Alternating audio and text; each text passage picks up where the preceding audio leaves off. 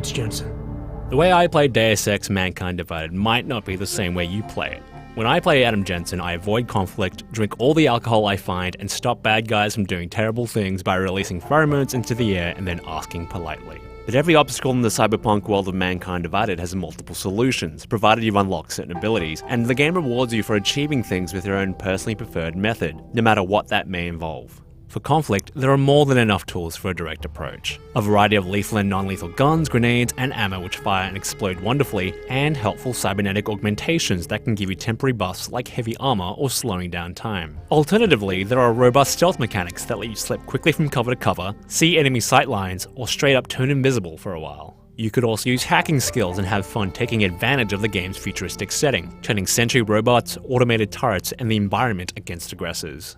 But no matter how you decide to go about solving a problem in Deus Ex, there's always a thrill when you succeed, and the game dishes out experience points no matter which actions you take. This means killing enemies is as satisfying as slipping past them without raising suspicion. Punching through a wall is just as fulfilling as stealing a keycard and using the door. The great thing is, there's no superior way to complete a task. Mankind Divided also introduces a handful of new augmentation abilities for Jensen on top of those introduced in the previous game, Human Revolution. Some of these new augs are more interesting than others though. Remote hacking, for example, is an invaluable tool for disabling automated obstacles at a distance, and the Icarus Dash is a great tool for discrete traversal. However, the Tesla, Peps, and Nanoblade abilities achieve similar effects to some of the game's more conventional weapons. They stun and kill enemies from a distance. There are some advantages to using them, but most of the time I wish I'd spent points elsewhere.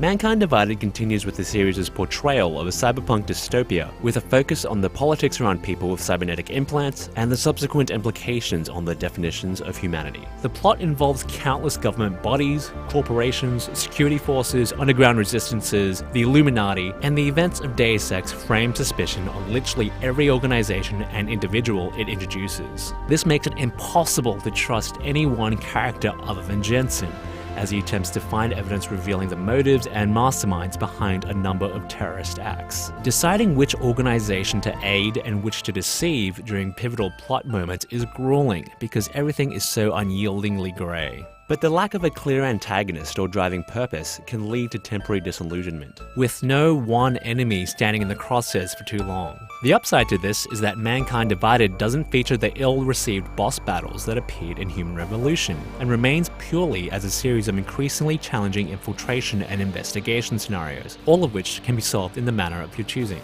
The world of Deus Ex is an easy one to get completely absorbed in. The city hubs, all based in Prague, are where you'll spend most of your time, and are stunningly well realized. The streets are full of life and bold neon advertising. The futuristic buildings are constructed among old-world European architecture and dilapidated housing and make the city believable. You'll revisit locations and walk the same routes regularly, gaining an intimate knowledge of the streets and structures, and this knowledge is incredibly useful and satisfying to draw upon later in the game as new situations arise. One hub is a stunningly claustrophobic and oppressive multi-level slum filled with ramshackle apartments and dense marketplaces which maybe just want to stop every few feet just to soak it all in. Spaces are filled with character, densely packed with discoveries to make about its inhabitants, and are exceptionally curated with subtlety. You might say, push some unremarkable boxes on a shelf aside to pleasantly discover that someone has hidden some rainy day cash behind them. You might also notice that despite his constant, over-the-top, broody demeanor, Adam Jensen absolutely loves eating colorful, sugary cereal. Additionally, a portion of the game's side quests are not explicitly marked, and are only found by going out of your way to talk to certain people you may have otherwise run right past. Mankind Divided also includes an asymmetrical online-only competitive mode called Breach. Breach uses the first-person combat, stealth, and remote hacking mechanics of Deus Ex in brief, visually abstracted challenge missions with a focus on both score chasing, speedrunning, and beating other players. The tone of Breach is very different to the main campaign, with the emphasis not so much on the breadth of options available to you, but taking the path of least resistance. After playing through the main story campaign as a pacifist, Breach felt like it gave me much more license to experiment without consequence, racing around like a maniac, shooting non-human enemies in the face, and causing general chaos as I tried to climb the speedrun leaderboard. As you progress, new conspiracy stories arise, and unlocking the details requires you to successfully collect gems in particular missions. These are interesting to take in, but feel out of place within Breach. But tonal confusion aside, Breach is still a pleasing way to hone your skills with Deus Ex's action mechanics. Deus Ex Mankind Divided refines and reinforces the defining foundations of the series. It creates challenging situations and gives players the tools and flexibility to deal with them in a multitude of ways, all within an absorbing cyberpunk world. Although it's not a significant departure from Human Revolution, Mankind Divided is still a uniquely fulfilling experience, and one which feels rare in games today.